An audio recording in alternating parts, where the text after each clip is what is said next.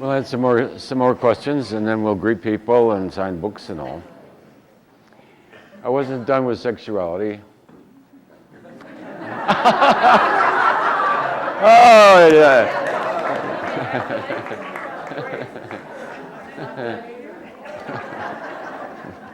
Sexuality, like money, are things that and eating meat are the three traditional things that everybody has to go through when you become a spiritual aspirant. What about eating meat? What about sex? What about money, you know? Ramakrishna handled it easily. He said, they're all forbidden. So I decided not to become a Ramakrishna devotee at an early age. He only took young men. You weren't allowed to touch money and have sex, right? Okay. Sex like money, we're talking about attachments, to be run by something, to be run by desires. So sex and money are no different than any other thing. Desiring this attachment is the same. To what you're attached is really irrelevant. Whether it's sex or money doesn't really make any difference. There is a point in spiritual development where the energy of life begins to rise through the chakras. And there may be a surprising period of life when sex just sort of drives you crazy. You feel like hypersexual. It's because the energy of life, which is rising, as it rises, energizes each chakra, including the base chakra. And of course, then it gets to the heart, and love becomes more predominant. It then eventually gets to the third eye, and then you're done with all of that. But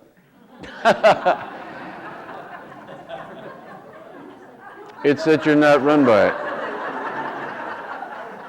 We see you sneaking in late. It's not being run by it. So the freedom to enjoy one's biological heritage, of course, is part of the joy of being a human being, part of the expression of the joy of life, the exuberance of life, and to not be entrapped by it, that's all. The same with money. You can have money or not have money, it's all the same. It's really all the same, whether you have lots of it or you don't have any of it. It's all the same. You can be very, very rich on Monday, leave it all on Tuesday, and life is really not different at all. You're driving down the highway and enjoying life, and there's the birds and the bees, and nothing's changed. Not a thing has changed. So it's the attachment to it, the being run by it. It's okay to have it, it's okay to not have it. Somebody asked about sexuality of the sage. At that point, one has just transcended it. You can either have it or not have it. That's like money or sex it's great when you have it and it's great when you don't have it. If you've got a wonderful dinner cooked for dinner tonight, it's fantastic. And if you have peanut butter sandwiches, it's all the same. You know what I mean? So the enjoyment of life comes out of the joy of one's existence from every moment, not from anything that's out there. There's nothing out there that can give you joy. The only thing something out there can do is satisfy, the desiringness is blocking the experience of joy. So when you satisfy that, what happens is that which is blocking the experience of your own inner self is removed. Now you feel the radiance of your own inner self coming forth as joy and happiness. You think that the happiness is coming from the thing you just got. No, the thing that you just got shut up that which was interfering with the experience of the joy of the presence of the self within. There's only one source of joy, and that's the presence of God within. It's periodically experienced. If you ascribe causation to out-there-ness, then you get attached to out-there-ness. If the only time you feel joyful is a sexual conquest, then you get attached to the out-there-ness of it all, the same as with drugs or any other addiction or attachment. To be free of it means it's okay if you have it and it's okay if you don't. If you have hamburgers, hot dogs, or peanut butter sandwiches, it doesn't make any difference because it's all, the source of joy is eventually continuous. The source of joy comes from the awareness of the source of your own existence. The presence of God within you gives you a certain radiance to one's inner experience. the inner experience of one's own existence itself becomes continuously joyful. So it doesn't matter what you do out there. If they say, today you die, you say, man, fantastic. Been looking forward to this for a lifetime, you know what I'm saying? You remember going out of body, man, it was cool. So, in other words, everything, no matter what happens, is fine. If they say you're not dying today, you say, oh, fantastic, I can enjoy another day of staying alive. Either way, it's all the same.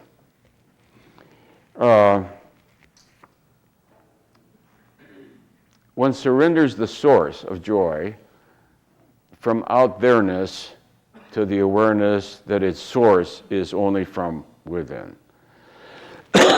That comes about through spiritual evolution. That makes you independent of such experiences. If they happen, it's great, and if they don't happen, it's great. There's a lot of why questions. Never ask why.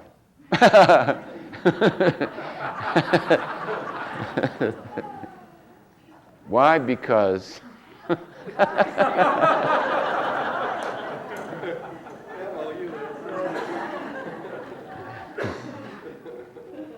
You understand, why is the hypothetical. The why of anything is the hypothetical. Why is man what he is? Why is God what he is? Why does the spirit only come in the embryo in the third month? Why do a whole lot of people die in one big disaster? You see, it's a mind game. Why is a mind game? You cannot understand the nonlinear spiritual reality from the limitation of Newtonian paradigm and logic. The linear cannot explain the nonlinear. The stretching of it to try to make it do so ends up with a serious distortion of spiritual vision. It's a pseudo-explanation, and it's not a reality. It does not ring true. As plausible as it may sound, it is not the whyness of it. There are no whys in spiritual reality. You see the endlessness of why? I can add any thought, any observation throughout all of human history and prefix it with why. Why the revolution? Why World War II? Why human beings? Why whites, blacks, and coloreds and various hues that we come in? Why blondes and brunettes? Why blue eyes and brown eyes? Why 2 feet? Why not 4 feet? Why anything, you know, see? Why is a question for idiots. It comes from a total insanity. There is no why to anything, folks. There's only what is. It is that way. God doesn't know why either.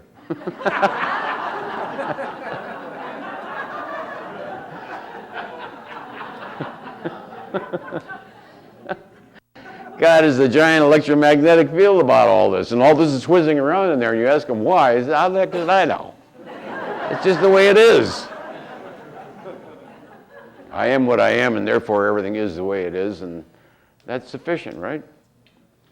If you surrender your will to God, you don't need a why. You just accept the isness of what appears to be, and then later on you find out what appears to be isn't that way anyway. So, for instance, why do these various things in the Bible calibrate at this and this? I don't know why. The Old Testament, there's 3 books that calibrate over 200. Why don't the others? How the hell did I know? I didn't write the Old Testament.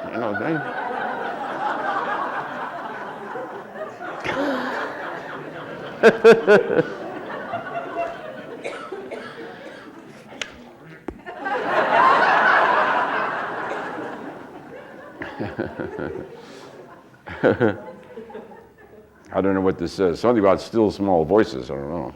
And are they speaking about children?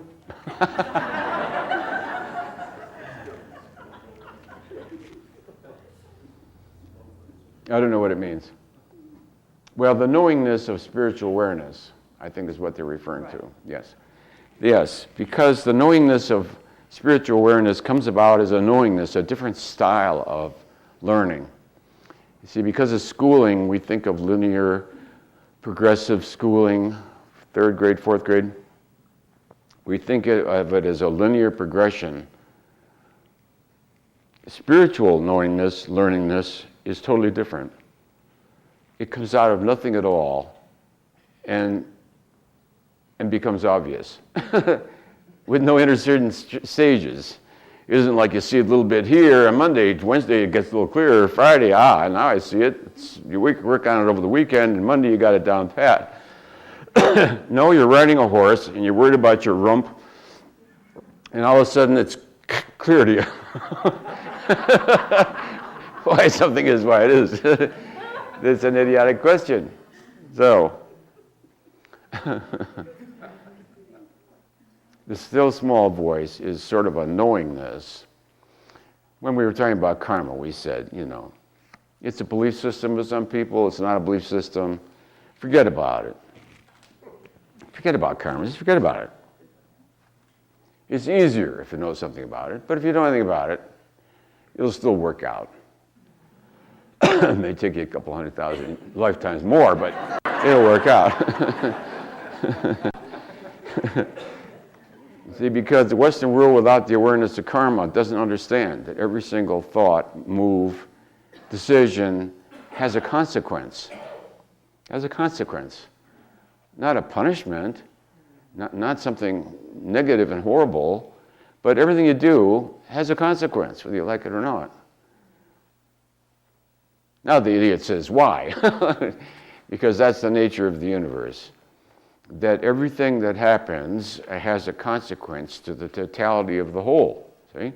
As we've explained it before. In the whole universe, this planet's here and this planet's here. Now this planet's being here does not cause this planet to be here, but if this planet wasn't here, this planet wouldn't be where it is. Each one of us affects the totality of, you might say, the density of the whole, as a consequence of which the buoyancy of all of us is affected.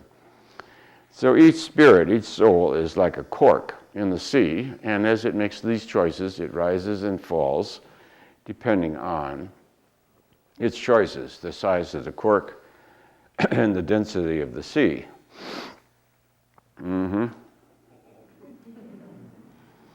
Here's some things I didn't ask about. I'll do that sometime when I'm home privately.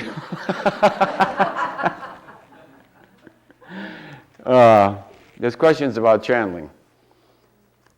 Some people think that when I talk, I'm channeling. Somebody will say, where do you channel it from? In channeling, there's a this and a that. There's a me and a you, or a this and an it. There's two different entities. Channeling to me is risky because you don't know what's on the other side and what level of another dimension it's coming from. Lower astral, middle, higher, or celestial, you have no idea. Unless you're pretty good at kinesiologic calibration, and you can calibrate the energy of that entity on the other side. If it was a really high entity, it wouldn't be doing any channeling in the first place. Because there's no need to control. I'll tell you something about this world. All the spiritual information you'll ever need has already been spoken. There is nothing more needed than what has been said, even what has been said this day. There is nothing more needed. Consequently, to search elsewhere is a way of evading spiritual reality, spiritual truth. You don't need a strange name on the other side telling you weird things. Yeah, and a lot of it is weird, I'll tell you. You don't need strange beings elsewhere.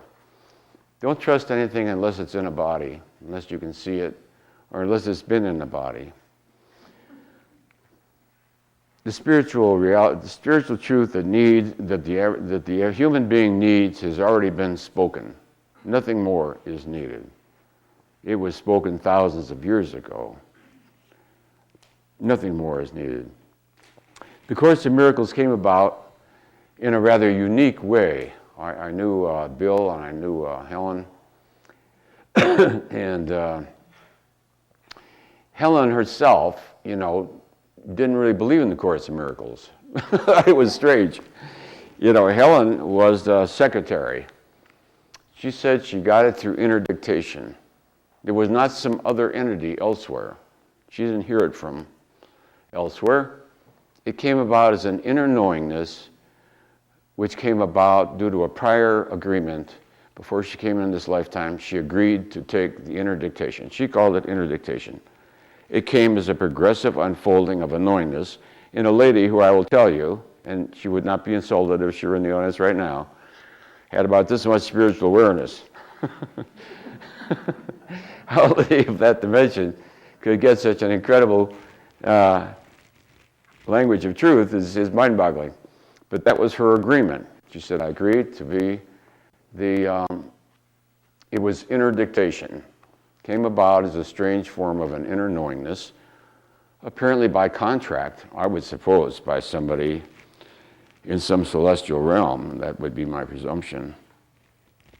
She herself didn't live by it and was a different kind of person. Yeah. Bill, on the other hand, Bill Thetford, who worked with her on getting it into written form, was pretty heart kind of a person, you know.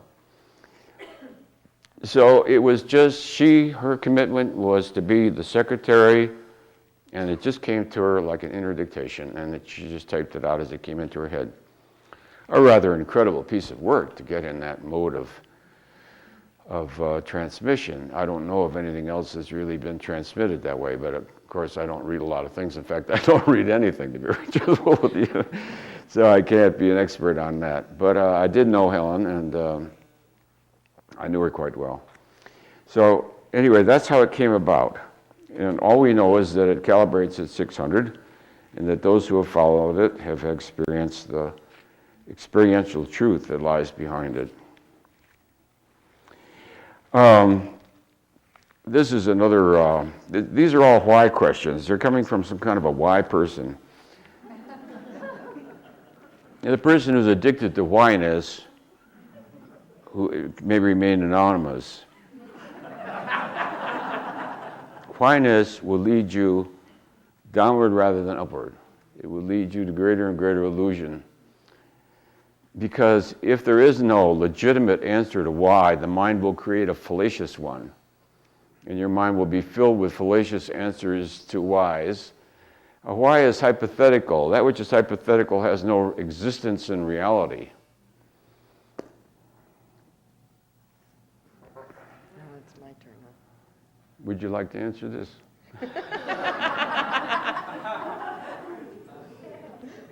Okay. That which is, the hypothetical does not exist in the real. Resist. All right. Okay, you got it. The hypothetical does not exist in the real. Therefore, you cannot make spiritual progress by asking the question, why? You can only go downward into further and further illusion. Because the ego will manufacture an answer to the why in order to maintain its hold of your mind. You have to let go of being addicted to the whyness. The way to get rid of whyness is to surrender not knowingness to God. To become enlightened, you don't have to know anything.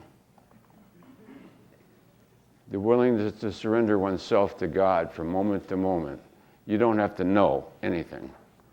There's not a single why you need to know, not a one.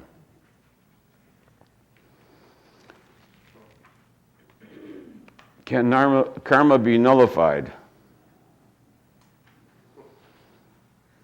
Yeah, $50.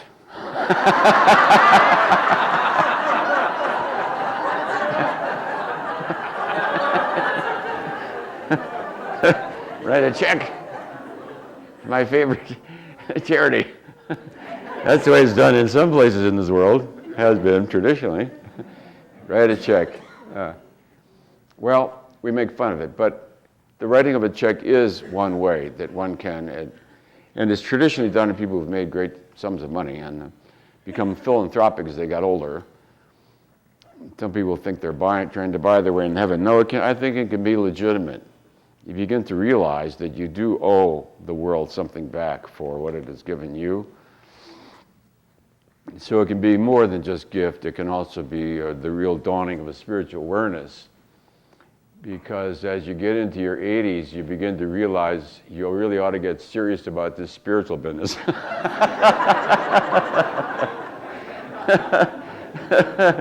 When they start trying to sell you burial insurance you get every day in the mail,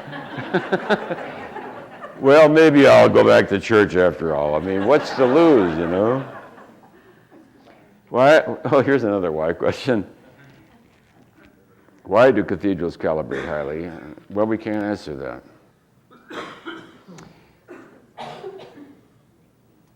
No, this is really asking, do inanimate objects, are they calibratable? Yes, they are. You can calibrate the energy of locations, people, inventions, thoughts, feelings. We could calibrate the energy of this structure here. Don't forget the intention. Spiritual intention is what sets the level of consciousness. So the spiritual intention to glorify God and reflect God and worship God and to provide a place for others to worship and acknowledge the sovereignty of God. The great cathedral then, it represents the collective inspiration of a whole society, a whole civilization. Some of those cathedrals are so costly, it really took the earnings of the entire population for generations to create it. Great sacrifice. Whole lifetime spent in worshiping God by devotion in the form of service. You might say karma yoga. To haul all those blocks of marble in the hot sun for the sake of the glorification of God in itself is quite a spiritual act, is it not? So the cathedrals are the coalition of the concordance of multiple art forms. Painting, sculpture, architecture, music, incense, stained glass windows, the design of the floors, as you know, the design of the floors, the way the squares are set, etc., the mosaic, etc. The Alhambra, which is not Christian, the Alhambra, calibrates very high. Anything that represents the collective devotion of mankind to reflect the reality of divinity as best it can be reflected within our human domain is respectful, worshipful, and sacred. Then it becomes sanctified by the prayers of those who have worshiped there over the many years. And some of the cathedral, I've been in cathedrals that have been there 1,000 years. For 1,000 years, mankind has been on their knees thanking God, worshiping God. And if not sacred to begin with, they are certainly sacred by now. Thousands and thousands of pilgrims over 1,000 years have worshiped there. And they worship with incense and the beauty of incredible music. The music that we play here speaks to me of the presence of God. It calibrates 740, somewhere around in there, 700. To recognize, the first way that most people can recognize God is through beauty and love. Maternal love is the first experience you have of God. You think it's your mother, but it's God coming through your mother as in the expression as maternal love, but it's your first experience of God. The joy of life, of adolescence, is again the joy of life. Joie de vie is another chance to experience the presence of God. And then if one is fortunate and one is sensitive to beauty, and you go into exquisite states in nature or in music, the great moment in music that raises the hair on the back of your head or makes you break forth in tears. It's not the music. It's the presence of God as the beauty of music. So beauty is one of the pathways to God, and all people, spiritually evolved people appreciate beauty. On the other hand, they're not attached to it. You can be just as happy in a wood cabin as you can in a cathedral. there's less housework. Keeping a cathedral neat and clean is a problem. Huh? So,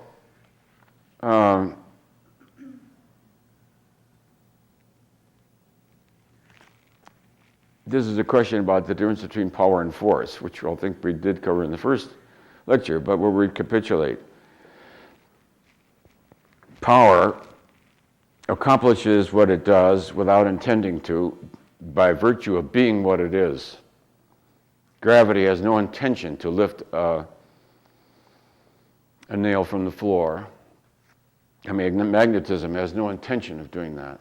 Gravity has no intention of pulling an apple out of the tree. Gravity, magnetism, the electrostatic field, the infinite universe are immensely powerful by virtue of that which they are. All they have to do is be there. Mahatma Gandhi stood there, all 90 pounds of him, and defeated the British Empire. He calibrated 700 at the time, and the British Empire calibrated 178 or 185 or something. All Mahatma Gandhi had to do was just sit there and not eat, and the British Empire was defeated. He didn't have to do anything. Gandhi did not fire a shot. So power accomplishes effortlessly by virtue of that which it is. You don't have to feed it energy, it radiates energy. It accomplishes by virtue of the quality of that which it is. It doesn't do anything. It doesn't have any intention. Those are all coming out of presumption of the human ego and projected, which we see happening with God. We see that happening to the image of God throughout time. All kinds of foibles and fallacies of the human ego are projected onto God, such as why questions. Gravity is what it is, and it's immensely powerful. It does it for millions and billions of eons without wearing itself out. Eon after eon, the universe, in its immense power,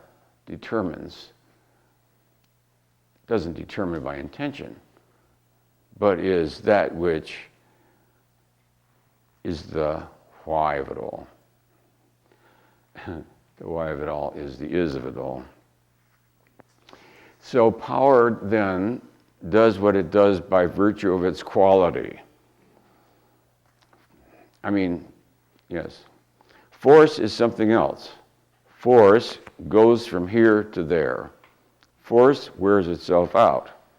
Force, as we know from physics, creates counterforce. This side arms and gets a militia. Automatically they get a militia. These get ballistic missiles, they get bombs, they get atomic bombs, and so it escalates.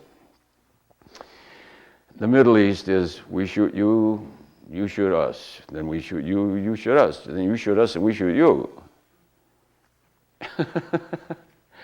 Sort of. So what? But that's the nature of the game. So force then exhausts itself. It's limited. The bullet eventually exhausts itself because as it goes through the air creates a counterforce. All force exhausts itself. The Holy Roman Empire was the greatest empire that ever existed as far as length and success. And eventually it just exhausted itself and the Roman Empire collapsed. The next great empire was the British Empire, ruled a quarter of the people of the earth. And when I was young, the thought that the British Empire could ever come to an end was not even thinkable. The British Empire was infinitely powerful, the greatest navy on earth, etc. And the crown would continue forever. But it didn't. So all that is based on force. It expends itself, destroys itself. You have to constantly stoke it. You have to pour money, more bodies, more slaves, more energy, more taxes. it dissipates itself. The value of spiritual work is that it takes you out of force into, as you go above 200, it's not what you do anymore that has the effect on your life and what happens, it's what you have become. The very fact that you are there already changes the nature of the event. You don't even have to say anything. I know meetings I've been to where there was one guy who used to sit over in the corner, he never said anything for years. One day he was missing. I miss this guy who'd been sitting there for years saying nothing. So obviously his presence was bespeaking something on in some other dimension of significance. People who are more spiritually evolved then have an effect that radiates out from them that is invisible, not discernible, not logical, not traceable, but the very fact that you are there already changes the events. The whole field changes due to your presence, due to your prayers, due to your conscious awareness, due to your inclusion of them into your thoughts. It already changes it. Now, force cannot prevail against power. Why? Because power is invincible. There's nothing you can do to change the field of gravity. You can throw billions of pounds of iron and steel into the atmosphere and gravity doesn't change one iota. The infinite power of God is totally unaffected by anything that occurs within the universe.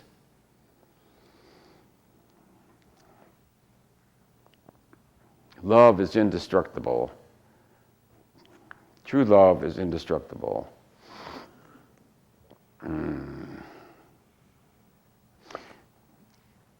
The lower levels then are ones of force, violence, coercion, therefore of revolt.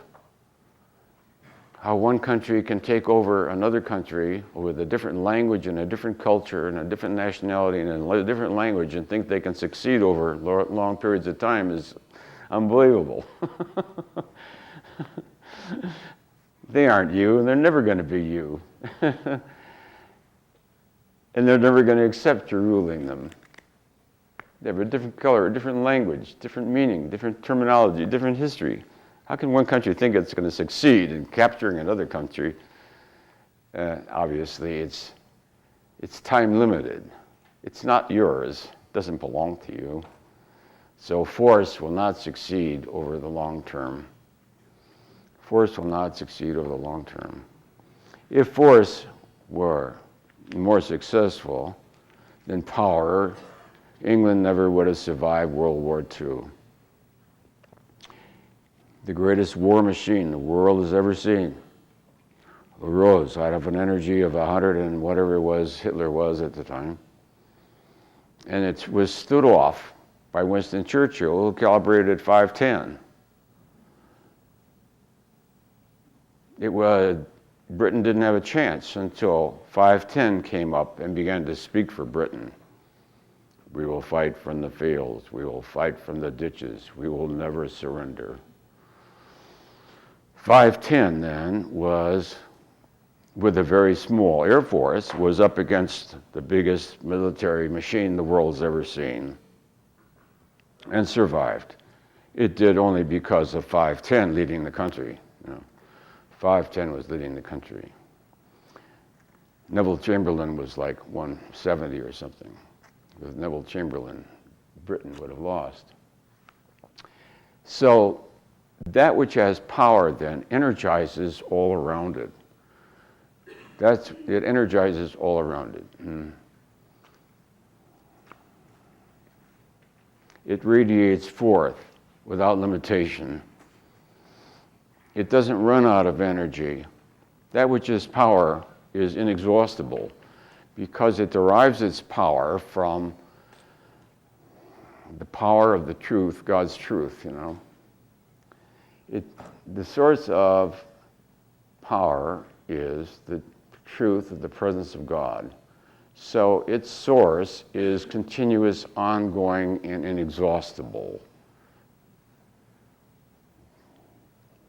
One can keep going forever. So that's sort of a summary of the difference between.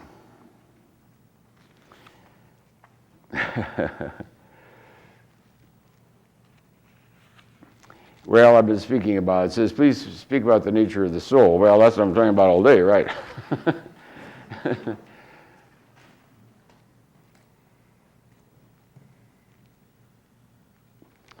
Beneath thinkingness, beneath feelingness, belief, all ideology, beneath all form, is that which is non-form, that which you call me, the self. If I take off one leg, you're still me. If I take off another leg, you're still me. If we take off an ear, you're still me. The me is not the physical body, because we can remove it piece by piece, and you'll still say, I'm me. Donovan's brain sitting there on things says, I'm still me. The sense of self, then, is independent of physicality. To know that, you know you're not the physical body. The sense of self does not change with thinkingness. Certainly as one gets older, one's thinkingness can totally change about just about everything, and yet the sense of I, the self, is not changed. The Atman, the self with a capital S. It seems strange to Christian tradition to call the presence of God within self with a capital S. It sounds strange and somewhat foreign. To those who are familiar with foreign spiritual literature, it is not strange. But to people with a Christian background, it seems strange to call the center, the core of one's existence, self with a capital S. Soul is more acceptable. To experience one's soul, then, one's eternal soul, as one's reality would become closer to common Christian thinking. As the awareness, as the reality unfolds, there's no difference between that which you are. There's no difference between God immanent and God transcendent. Those are just styles of languaging. That which is the source of one's own existence is not different than that which is the source and the essence of all of the universe throughout all of time.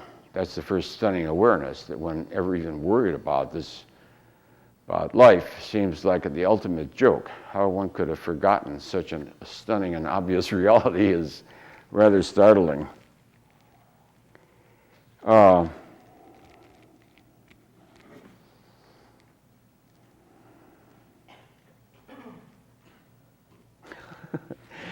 A lot of funny questions.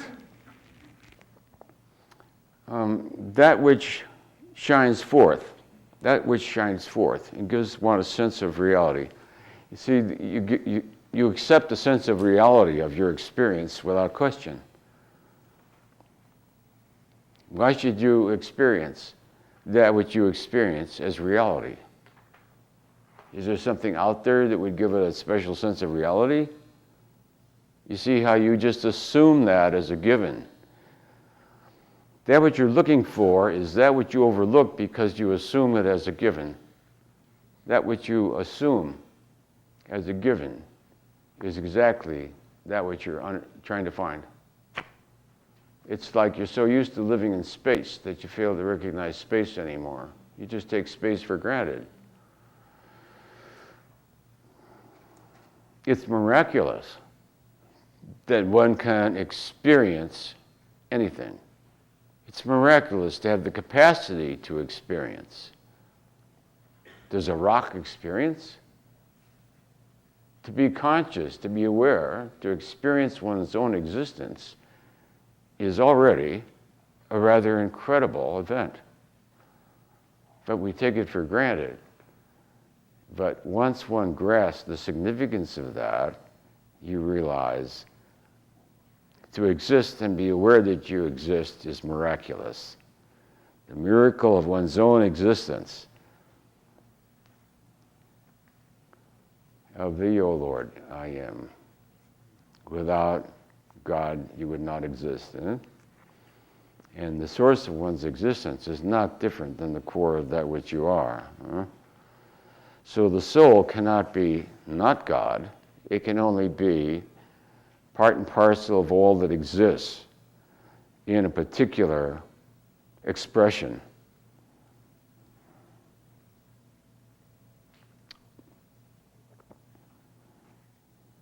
Somebody says, how can you read without eyeglasses? Oh, well, that was a funny one, too. Yeah, I think I told the story about the eyeglasses. You know, I had trifocals and bifocals, and I was the squinty kid. I couldn't see the football coming till it hit me in the nose, so I was not a great football player. I didn't see it till it was there already. And I think it was a result of a number of illnesses healed themselves automatically. But that came about as a consequence of doing the Course in Miracles. And in a class one time, I was doing a class on the Course in Miracles, and I was talking about all the things that disappeared due to spiritual reality, replacing illusion, etc. One illness after another cleared themselves through the spiritual work. So somebody said, well, how come you still wear glasses? Well, I always wear glasses. In fact, by that time I had trifocals, which are expensive, by the way, $450 or something. So they said, well, if that's so, then if everything is just a consequence of what you hold in mind, how come you still wear glasses? And all these other things heal themselves. And I said, well, I never thought of it as an illness. I just thought of it as a structural defect, you know, like being short or tall or having a big nose or something. I thought, well, there's a defect in the cornea and the retina or some weird thing in there. And it's mechanical. So I said, no, I never thought of that. But anyway, as she said that, I thought, well, yes, right. So I took my glasses off and I put them in my pocket. And it was difficult driving without being able to see where you were going. When I look back at myself now, I marvel that I did such a thing. But my faith in God, my faith in the Course in Miracles, the faith in the miraculous was absolute. I said, by God, you're right. So I got in the car. In fact, it was dark out. And I could only see where I needed to see. It was really bizarre. The whole road was fog, except for, like, if the edge of the road was there, driving around, you know, up around Jerome and crap like that. So there's the edge of the cliff right there. I would only see what I needed to see when I needed to see it. So if I looked around this room, I wouldn't be able to see anything. It's all just gray fuzz. And so I somehow went from one place to another, and I would just see what I needed to see. One time I had to turn into Unity Church, make a left turn off 89A. And just as I needed to make the left turn, I had no idea where the road was. I couldn't see it. Some car's spotlight headlights shone right on the turn in, and I just turned over there and went in there. It was went to Unity Church for the glass. So anyway, I lived that way, and I surrendered to it. I said, well, and it didn't get any better, by the way. The weeks went by, and it just stayed that way. But peculiarly, I could see what I needed to see when I needed to see it. It's like you couldn't see what you needed to save your life until you actually had to see it. You know, you could see the fire extinguisher just as the fire started, but not before. The timing was exact. You couldn't anticipate God. You couldn't, and I learned how to live in the exact instant of the moment. Instead of trying to gain control over the next instant to ensure your own survival, you surrendered your survival to God. If the will of God was that you survived, then you survived. And if it was otherwise, then you wouldn't. If you went off the cliff, you went off the cliff. So if you go off the cliff, you go off the cliff. The surrender was absolute. One day I was standing in the kitchen of a friend, and standing in the kitchen chattering away, all of a sudden, I could see everything. All of a sudden, I could see the calendar all the way across the room and read the calendar across the room. It was incredible. And so I've got boxes full of glasses. Anyway, I now use them for reading at times because it saves energy. I can read without them, but it saves energy if I've got to read a lot of stuff with it. So that was just one experience of the Course in Miracles. Is there any benefit in knowing about your past lives? You must have missed the lecture on karma.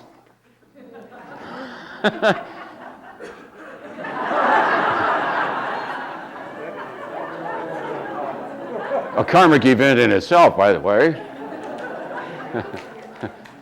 I said, people who are seriously spiritually committed, you've only got so much time and so much energy.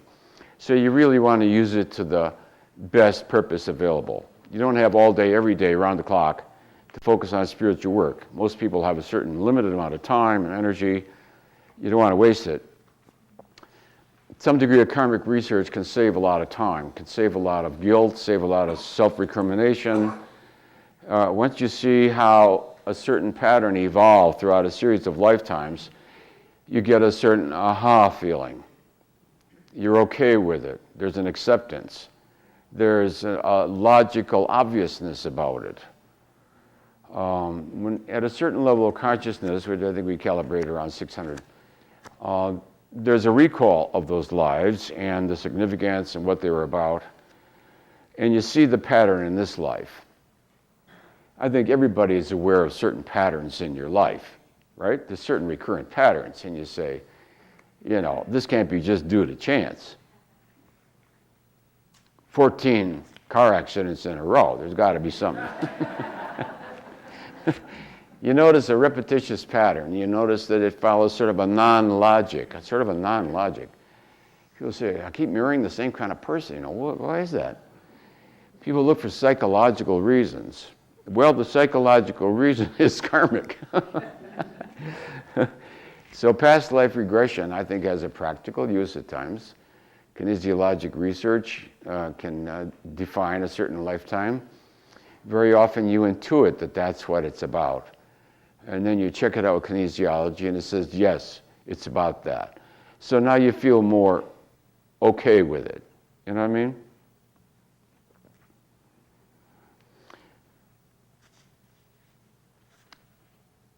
I think it's a matter of efficiency.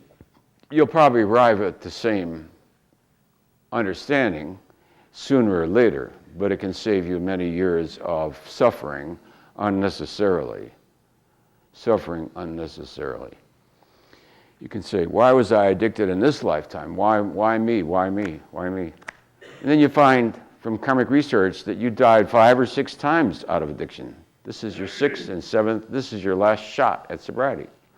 This time you either surrender to God or you're going to go down again. Death by addiction. So you see, it begins to make sense. So you stop feeling sorry for yourself. A lot of resentments disappear. A lot of explanation, feeling sorry for yourself for certain physical ailments disappear. And I've explained some of those in my own personal past lifetime experiences as they recurred in this lifetime. You know, you even see it at the time it's happening. You even see it at the time of the surgery without anesthesia. I saw exactly what had happened and how it had happened in great detail. That took away any feeling of injustice. That people that don't understand karmic, you might say karmic laws, are suffering from a sense of injustice all the time. They're always entitled and they're always getting their feelings hurt, and they really have a miserable life of it all. And with a little karmic research, you stop feeling sorry for yourself. Yes, you were an SOB in a lot of lifetimes, and yes, that is what you did to others. Oh, okay. That makes it a little easier to accept, right? All right.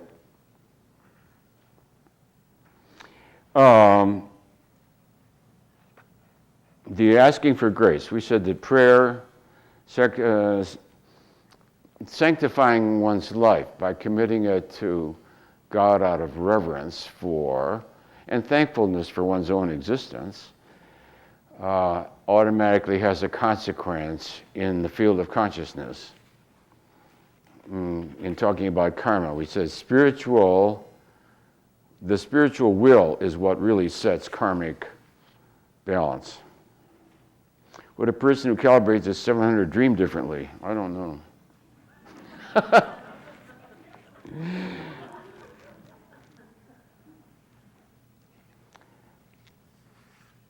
Anything spiritually dedicated is probably equal to anything else you do that's spiritually dedicated. Whether it's rotating a prayer wheel,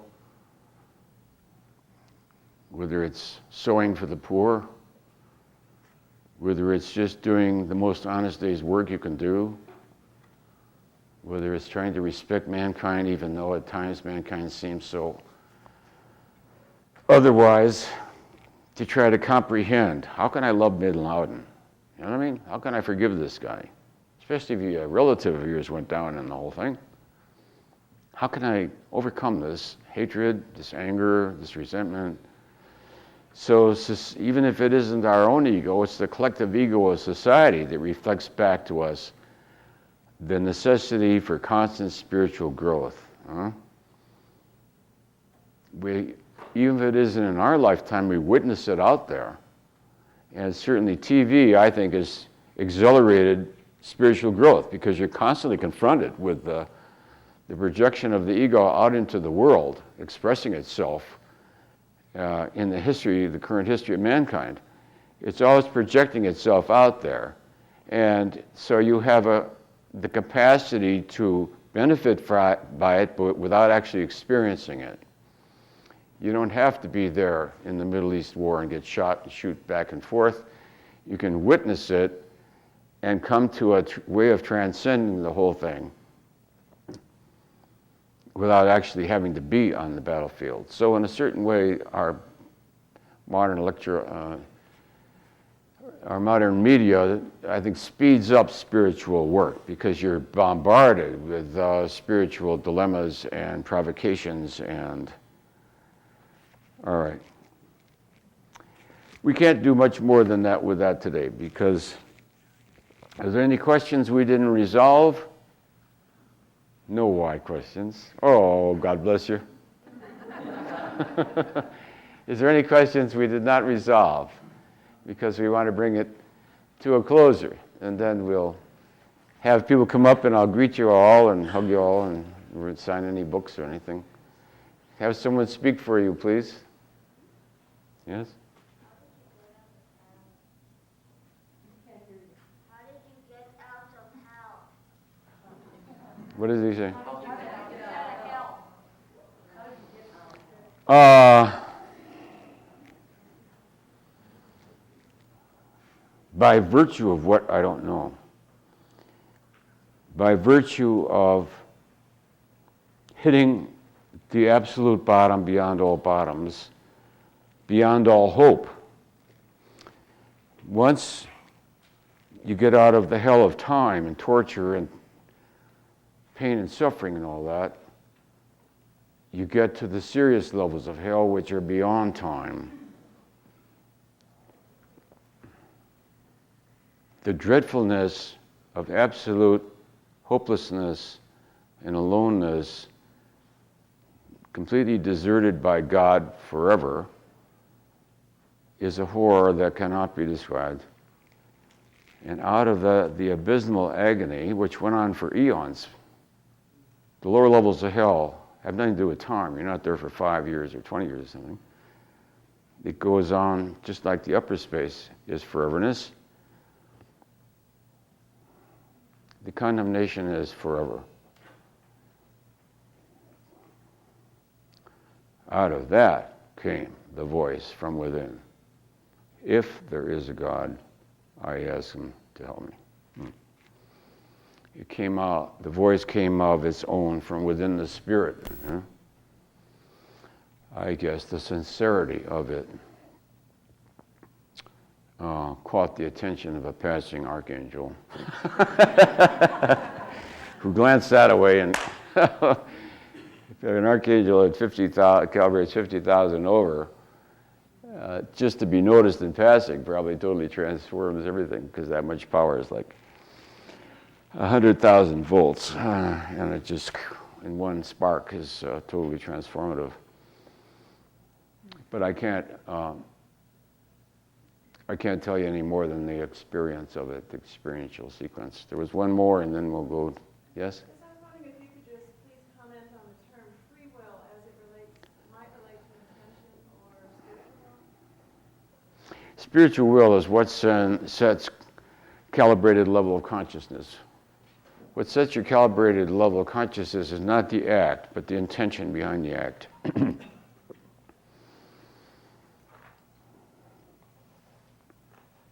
The freedom of choice is the one last freedom one has. Even in the very depths of hell, there was still the freedom of choice.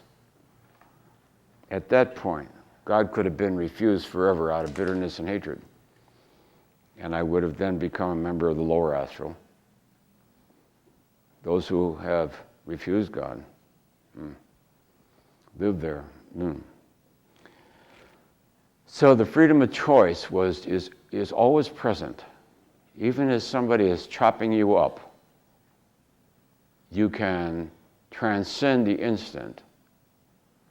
I respected the valor of the guy as he killed me. I really loved him in a way. I could see the sincerity and power and total commitment of the spiritual warrior in this guy. I mean, he was for God, if it cost him my life, and he knew it was costing him his life. I guaranteed that. And he guaranteed the end of my life. So, but in the moment of killing each other, we respected each other at a very high level. I recognized his devotion to God, and I died complimented that I was killed by somebody who killed me out of their devotion to God, and he was equally honored by my killing him. So we were of service to each other, you might say. The freedom of choice. Now, what choices are available to us, however, is a different story. The choices that are available to you, to everyone, depends on your level of evolution of consciousness. If you have reached the point of spiritual nobility, then that choice to honor the spiritual commitment of what the world would call your opponent is open to you. From this level, you would only hate him. You understand? So the options that are open to you reflect the level of your own development of your own consciousness. So one reason to evolve in consciousness is because the choices that are open to you are not open to people who haven't reached that point. The choice of forgiving people is not open. The majority of mankind doesn't think of forgiving your enemy, right? That's not a prevailing attitude. No, you hate them for many generations, right? In the Middle East, they just go on hating each other generation after generation, century after century, for 1,000 years. They don't stop. So the option to not hate apparently is not there, with the exception of individuals within there who probably evolve as a result of all this and say, this is stupid. And now they've got an option to cop out. But until you get unhooked from that lower energy field of hatred, if you're caught in the spleen, you're caught in the spleen. So to one who is caught in the spleen, you don't have the option of loving. It's not within your capacity. So the value of spiritually evolved people to each other is they radiate that capacity into your aura. So the shared aura of spiritually evolved people brings to you, you've got the option of forgiveness. No matter how bad it is, there is no justified resentment. The option to forgive is capable. So we'll just say one last thing and then we'll conclude. All that is required is already present within you. The love of God is so powerful, so deep, so innate, to the very essence of your beingness, that if you find it, you will find that within yourself there is the power and the willingness to surrender all, including life itself, to God. There is within yourself already a powerful devotion. You say, I don't have the power to do that. But if you summon it forth, within yourself is already existent For thee, O Lord God, do I lay down my life in all of its details.